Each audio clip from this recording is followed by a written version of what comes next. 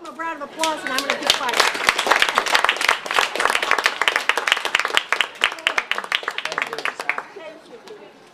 You know, it's funny, just walking over here by the Cost Plus store, you see this big sign, China. And it's very appropriate for the topic, why China owns the U.S. And I'm reminded of Hung Chau, who's a Chinese person who works for an American boss in Los Angeles. And his story, he calls the boss one day very sick and says, "Boss, I cannot work. I have a headache, I have tummy ache, I have leg ache, cannot come to work." You know, the American boss says, "No, I need you today desperately." He says, "You know, when I feel the way you do sick, I just go to my wife, tell her I need sex. We have sex, I feel better, I have no problem, I come to work, you should try it out." 2 hours later, Hung Chau calls, he goes, "Oh, boss, I feel a lot better. I take your advice. I do what you say. I'll be there in 2 hours. And by the way, you have a nice house."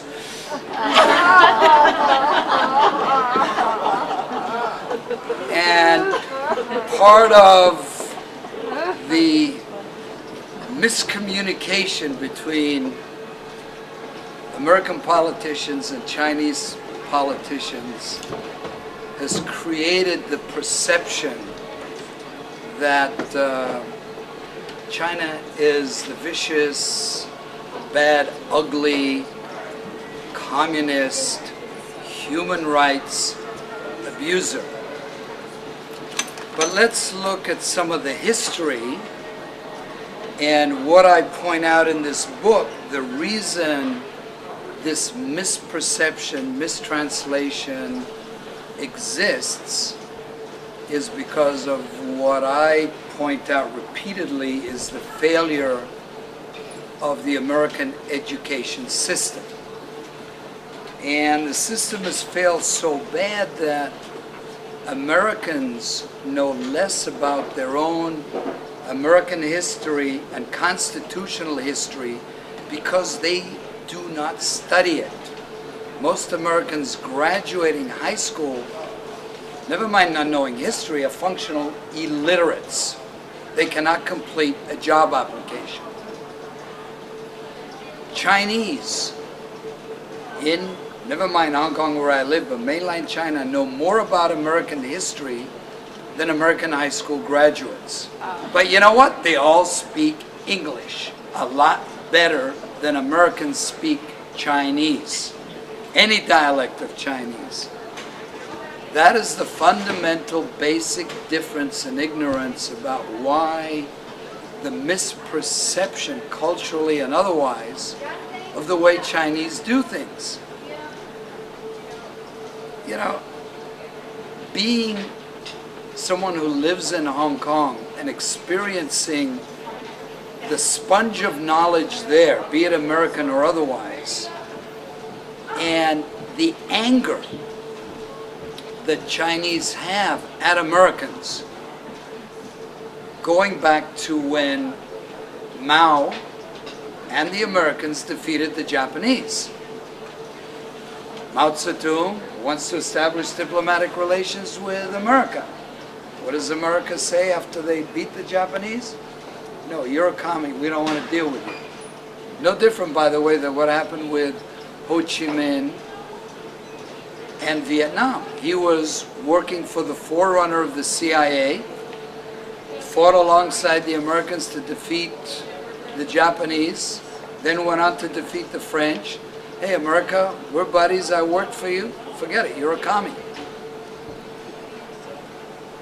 So there is this fundamental miscommunication and misunderstanding that the Chinese, being Chinese, have been very upset, very offended, but culturally will do like Hung Chau did in the opening joke. I said, this is what you want me to do? That's fine.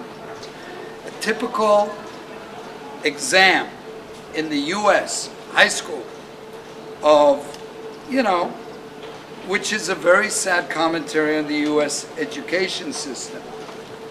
Question, name the 4 seasons: salt, pepper, mustard, and vinegar. You know, and I can go on. What happens to your body as you age? When you get old, so do your bowels and you get intercontinental. Question, what happens to a boy when he reaches puberty? And I'm skipping questions here. He says goodbye to his boyhood and looks forward to his adultery. What is a turbine? Something an Arab wears on his head. What is a Hindu? It lays eggs. Okay? These are high school tests in America. One of the quotes I have in the opening chapter of the book, which I have a quote in every opening chapter, is on the education chapter, is war is God's way of teaching Americans geography. Ambrose Bierce. There's only one problem. American kids to this day have no idea where Iraq is on the map after America's been at a war in Iraq for 5 years. Vietnam, when American high school kids are asked, where's Vietnam? It's part of Hong Kong, it's part of China. New Mexico is part of Mexico. And the classic is the late night talk shows where you've got a Jay Leno asking college graduates, who's George Washington? A bridge in New York. American history is not taught. American history is, I can talk to Chinese students in China or Hong Kong that know more about American history than American high school graduates or college graduates because of the dumbing down of the system here. Is there any wonder that America is in the mess it's in?